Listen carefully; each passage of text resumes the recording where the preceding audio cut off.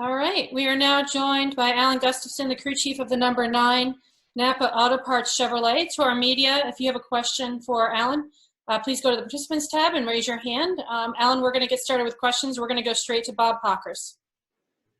Hey, Alan, do you have something for road courses? I mean, is there something that you do that Chase takes advantage of that just isn't able to be replicated right now by either anybody, including your teammates? Yeah, I think it's him.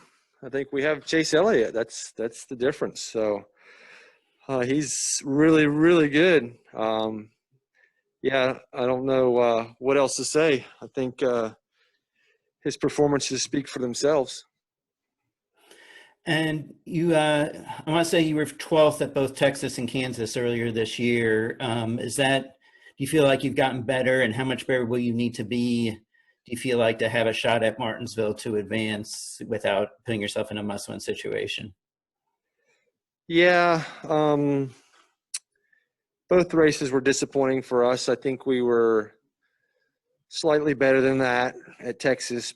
You know, if you look at kind of average run speed or whatever, but yeah, we didn't get great finishes either place. We just weren't very good at Kansas, which was extremely disappointing because that's historically a pretty good track for us and a track that we enjoy a good race at and have had success in the past. So I think we have to be top 5 every stage and every finish. That's the only way you're going to get through that or win. You know, it just comes down to the number 4, right? So you need to be really, really close to that or on that every time points are offered. Thank you. Thank you, Bob. Next, we're going to go to Jenna Fryer. Hey, Alan. Nice job today. This is the 4th year that the 9 cars made it to the round of 8, and you guys have been good, but you haven't gotten to the final step yet. What does it take to get you through this round? And I'm wondering where you think this team ranks up with the last 3-4 years. Yeah, you know, I feel like, you know, there's always ifs and buts. I certainly feel like there's a couple times that I think we could have advanced. Last year was pretty disastrous for us with the Martinsville parts failures and the issue with the tire failure at Phoenix. So Phoenix has been tough on us that fall race for whatever reason. You know, we were in position to win it a few years back and spent on pit road and have had some trials and tribulations there. So yeah, we got to find a way to get through and certainly winning one of these 3, or like I mentioned before, running at the sharp end of the spear is what it's going to take. And I think we can do it. I think we've progressively gotten better and better and better. And I think we were much better than our results showed last year. Our performance in the round of 8 showed last year. We just had a really, really bad round. So yeah, I think we can do it, and we're going to work really hard to do it. And we've got a great support behind us, and everybody at HMS is pushing hard. And Alex did a great job. Greg and Alex did a great job getting through. So we've got you know, two with a shot to make it through, and certainly we'd like to get them both through. Are you a Final Four team? Yeah, I think so. Okay, thank you. Next, we're going to go to Stephen Conley.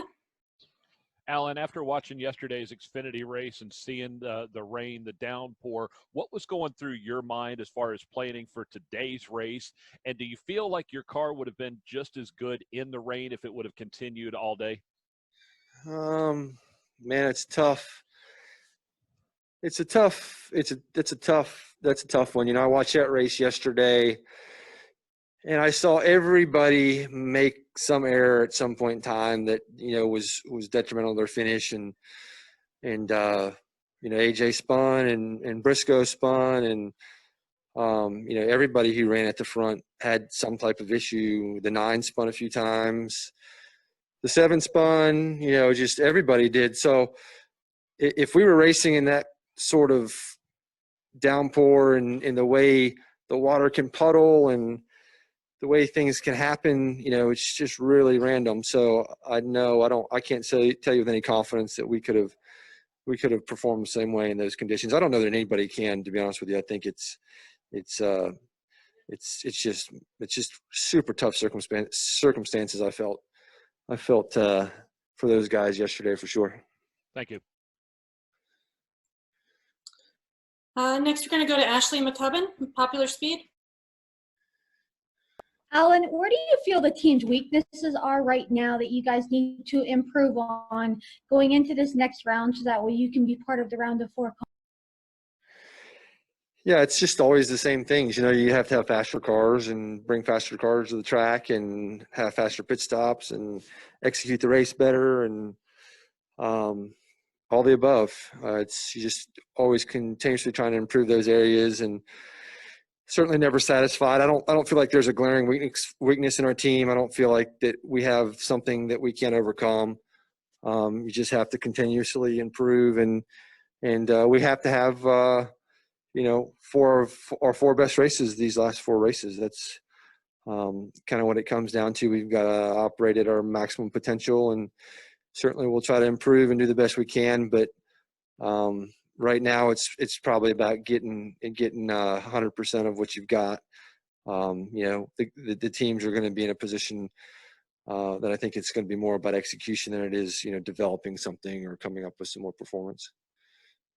And it wasn't the smoothest of days, as you did have the loose wheel, which brought Elliott back down pit road. What was going through your mind at that point in knowing how many laps were left and the chances that you guys had it coming back through? It certainly wasn't good. We couldn't take a chance on it. We had to protect our position in the playoffs first and foremost, and that was weighed pretty heavy on us all day long. And I think some of our early performance was or lack of performance was based on us trying to protect that position. So we need a little better situational awareness in that case, and shouldn't have had that happen. And that goes back to something that we've got to execute on and improve. But I was just trying to get video of it to know if I had to come back down. I should have just came right away, and it just took too long. You don't get many opportunities here. The caution laps are so long.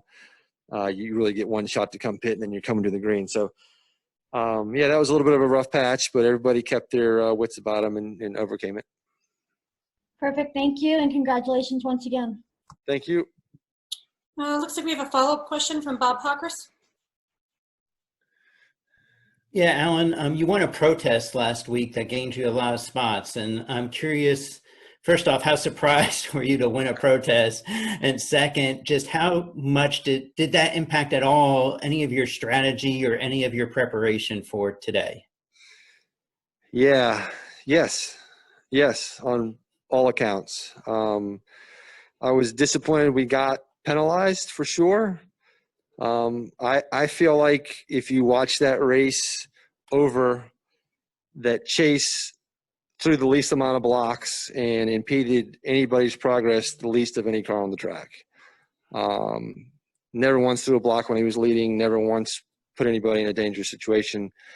And then when we get the penalty, I was just kind of dumbfounded because the 17 made a pretty aggressive move to the bottom, and certainly, yeah, we can probably slam on the brakes or crash him. So I don't feel like it's good to put the drivers in a position where they have to decide if they want to take a penalty or they want to send a fellow competitor through the infield. So I was disappointed in the penalty. I was certainly very appreciative of the way that NASCAR was willing to review it and the fact that I overturned it.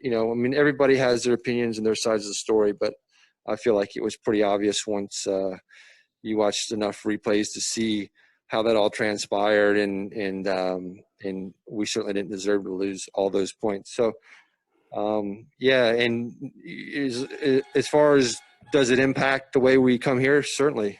That was a lot. I don't remember exactly, but I think it was like 16 points or something. So, yes, it definitely impacted the way we came here. Thank you. Thank you. And we're going to wrap up with Davey Siegel. Hey, Alan, I'm just curious, does the Hendrick Motorsports Track Attack program help the organization on road courses at all, or are they completely unrelated to what you guys do? I'm not really sure what they do, so I can't I can't answer that question really. Okay, no problem. Does anything feel different this year about Chase specifically as a driver? Do you sense any more confidence from him specifically with this year and 4 races to go? Yeah, I think he's, you know, the experience in this, the trials and tribulations and the successes and the failures of all, they all cumulatively add up. And, he's a great driver and he's a really, really intelligent person. So the more opportunity he has to race and go through these situations and compete and win and yeah, he's just going to get better and better. And I think with that brings some confidence and there's nothing quite like, living through the different circumstances and the pressure of, having to race your way in or having to protect the lead to get in or all that stuff's, it's really unique and really tough to manage. So I think the more you go through it, the better you get. Thank you. Appreciate it. Thank you. We actually have one more from Jerry Jordan we're going to go to before we cut you loose, Alan. Real quick, piggyback off of Bob's question. How does one go about an at-track, appeal to make it? I mean, those are kind of rare, and obviously it's rare that they even get overturned. But how does one go about making that happen at Talladega like that? Well, that's interesting. The way it transpired, I knew from Dustin Shoulders, my race engineer back at the shop, I asked him where we were starting. He typically calculates the starting positions for us, and he told me that he couldn't give me the exact starting position because the results were under review, which I understood as chaotic as it was. And I did see, on the front straightaway that we were very close to the line. I couldn't see from my perspective if we crossed the line. So long story short, I never heard anything, didn't know, and we were waiting on pit road to go through inspection, and I was watching the Jumbotron, and it had us only 20-something points above the cut line, which I was like, there's no way, There's some bad math, but that's really bad math. So I went to TV, and they told me that we were last on the lead lap.